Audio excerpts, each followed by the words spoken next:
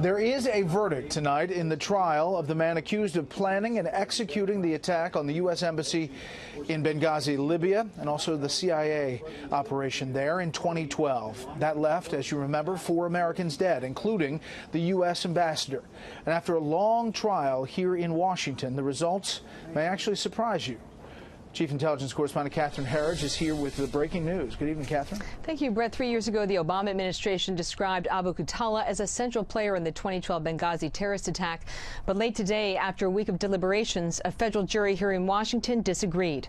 The Benghazi suspect was found guilty of supporting and participating in the 2012 attack at the State Department Benghazi compound and nearby CIA post.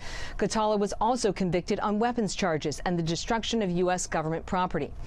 But the 46-year-old was found not guilty on the most serious crime, the murder of 4 Americans: State Department Foreign Service Officer Sean Smith, U.S. Ambassador Chris Stevens, and former Navy SEALs Ty Woods and Glenn Doherty, who died defending State Department and CIA officers.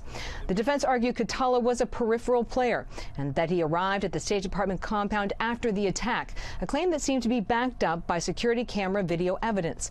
The defense also highlighted the government's reliance on a paid informant who received a $7 million reward for tracking down the suspect and providing testimony against him.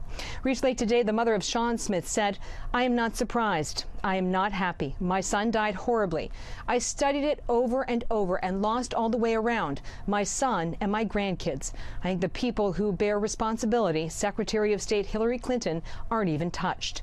In a message to the CIA Workforce, Director Mike Pompeo called the verdict a small measure of justice for the terror he inflicted upon the patriotic men and women stationed in Benghazi, adding no term in prison will bring our people back. Khatallah will be sentenced at a later date, and he is not eligible for the death penalty. It's also not clear how the verdict today will impact the prosecution of a second Benghazi suspect who was recently brought to Washington, D.C. for trial. Brett. Catherine, thank you. More on this You're with welcome. the panel. We said U.S. Embassy at the beginning. It's obviously a State Department location, as we've reported many times, in Benghazi, as well as the CIA.